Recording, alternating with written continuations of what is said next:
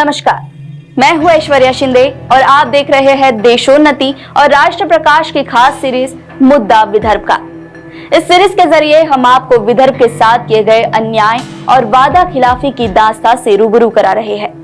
पिछले एडिशन में आपने विदर्भ की अर्थव्यवस्था को लेकर देश के मशहूर अर्थशास्त्री डॉक्टर श्रीनिवास खांडेवार की बात सुनी। विदर्भ की अर्थव्यवस्था का हाल जानने के बाद अब हम आपको विदर्भ की कृषि व्यवस्था की हकीकत से रूबरू कराने जा रहे हैं और इस पर अपनी राय देंगे ग्रामीण अर्थव्यवस्था के विशेषज्ञ डॉक्टर अमिताभ पावड़े। तो आइए डॉक्टर अमिताभ पावड़े से जानते हैं कि विदर्भ में किसान आत्महत्याओं का असल कारण क्या है और क्या विदर्भ अपनी कृषि व्यवस्था के जरिए खुद के पैरों पर खड़ा हो सकता है या नहीं। नमस्कार, मैं अमिताभ पावड़े किसान हूँ और विदर्भ में रहता हूँ और विदर्भ में किसानों की क्या हालत है ये विदर्भ के किसानों की आत्महत्याओं के आंकड़ों से ही पता चल सकती है। ये ऐसा क्यों हुआ और पृथक विदर्भ की डिमांड क्यों सामने आई, इसका कारण ही किसानों की दुर्दशा से जुड़ा हुआ है। क्योंकि विदर्भ की ज़मीन काफ़ी उपजाऊ है और इसमें जो मॉन्ट मोरोलोनाइट नाम का मिनरल मिलता है जो इसमें एक क्रैक सदृश स्थिति करता है, जिसके कारण पूरा पर्यावरण नीचे तक जाकर ये मिट्टी हर साल उपजाऊ होती है और जब बारिश आती है तो ये क्रैक सब बिन के काफ़ी रिच ऐसे उपजाऊ मिट्टी आती है। इसलिए यहाँ पे जो भी फसल होती है काफ़ी बड़े पैमाने पे उत्पादकता देती है। हजारों साल से विदर्भ का नाम इसीलिए काफ़ी चर्चा में रहा है।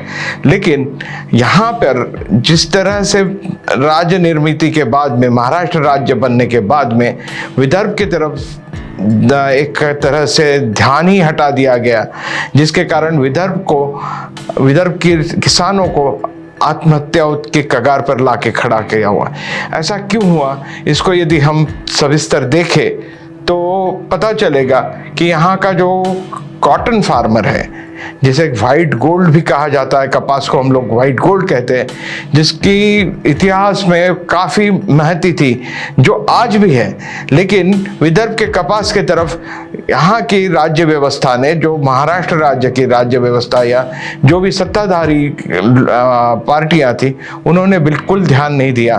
परिणामतः और कपास से काफ़ी बड़े पैमाने में पैसा बनाने के बाद भी कपास के किसान को मात्र कुछ कौड़ियाँ दी गई और इन्हीं कौड़ियों के भरोसे वो कैसे तो भी आज तक जी रहा है। आज भी यदि कपास के दाम देखो तो ज़मीन पर पड़े हुए हैं। जो आज 6,000 रुपये कपास, जो कि 10-20 साल पहले भी 6,000 में हम लोग बेचते थे, वही दाम आज भी चल रहे हैं, जिसके कारण किसान का जो आर्थिक बजट है पूरा उद्ध्वस्त हो चुका है, उसके ऊपर कर्जा बढ़ गया है और जिसके कारण वो आत्महत्याओं के कगार पे आके खड़ा हुआ है। यही कारण है कि आज जरूरत है कि पृथक विदर्भ बनाकर कपास के ऊपर संशोधन होकर, संस्करण होकर, उसके ऊपर प्रोसेसिंग होकर नए से कपास की परिभाषा लिखी जानी चाहिए, वो भी विदर्भ के भूमि के ऊपर। आज हो ये रहा है कि बनता कपास विदर्भ में और उसके ऊपर प्रक्रिया होती है कहीं बंबई या बाहर देश में। इसके कारण हो ये रहा है कि जो सिर्फ किसान कच्चा माल के तरीके पे कपास बेचता है, जिसके कारण वो उसको नुकसान ही आना है।